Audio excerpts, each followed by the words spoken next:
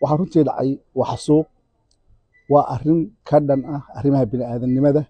waxaa la isticmaalay awood xad dhaaf ah oo ay ka muuqato nacayb. anigu miihi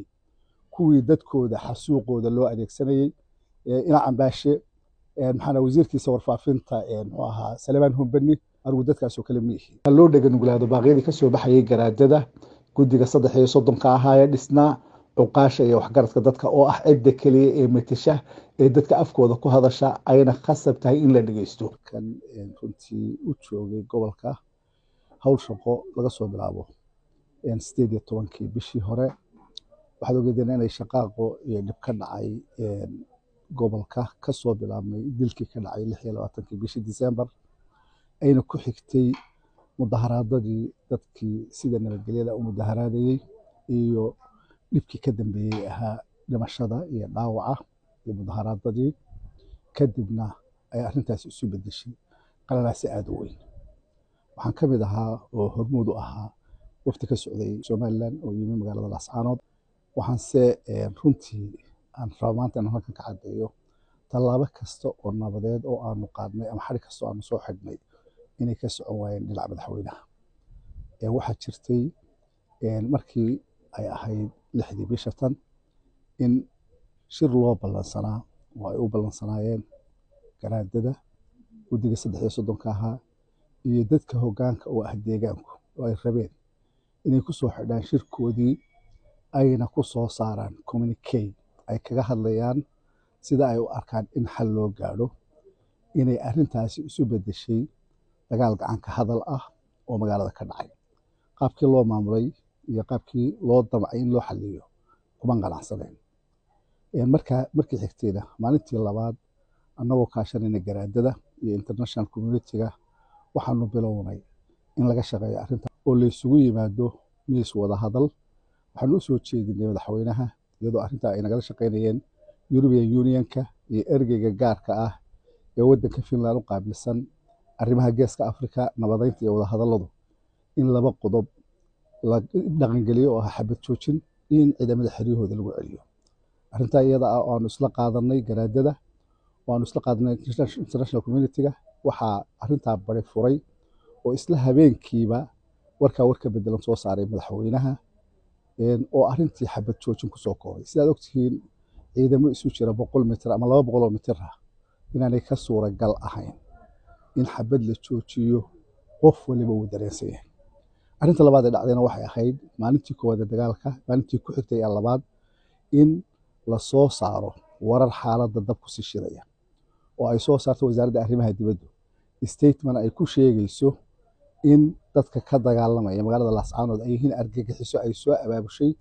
garaadadu soo abaabuleen. arrintaasoo meel ka dhac iyo gef ku ahayd dadka iyo bulshada ku nool gobolkan. isla markaana wasiirka arrimaha dibadda uu maalintii saddexaad wareysi siiyey BBC-da isagoo oo sheegay uu ku celiyay arrinta iyada isla markaana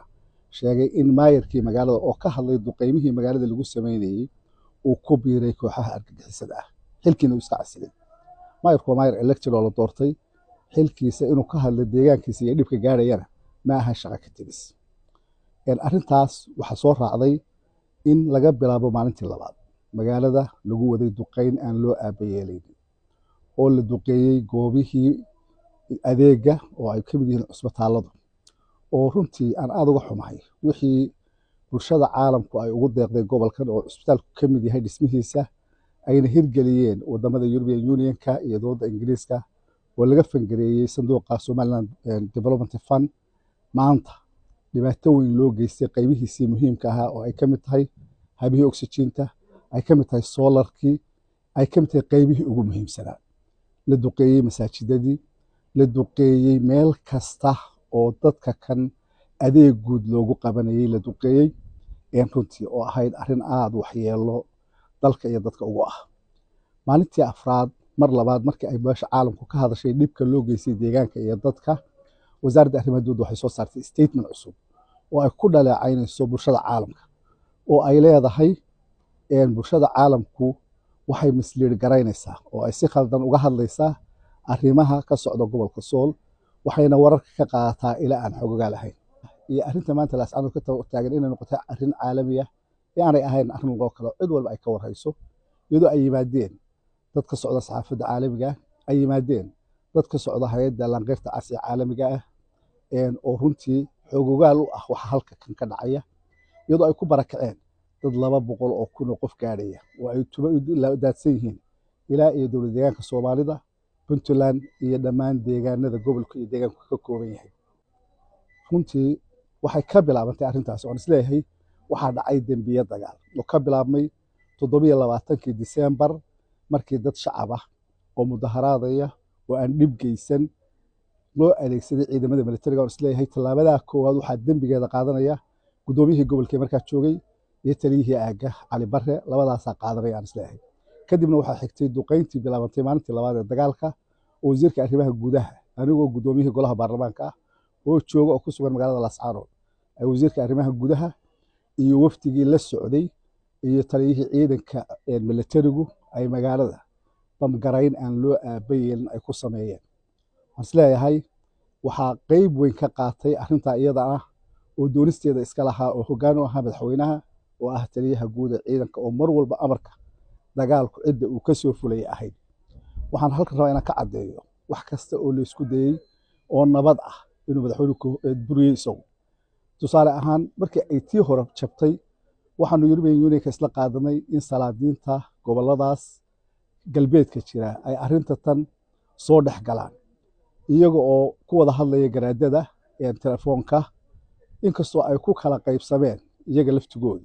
haddana maalintii arrintaa la isla gaadhay madaxweynuhu wuxuu ku ururiyay madaxtooyada dad isagoo halkaa ka soo saaray inuu salaadiin dirayo inay shir ku qabanayaan magaalada Yugoori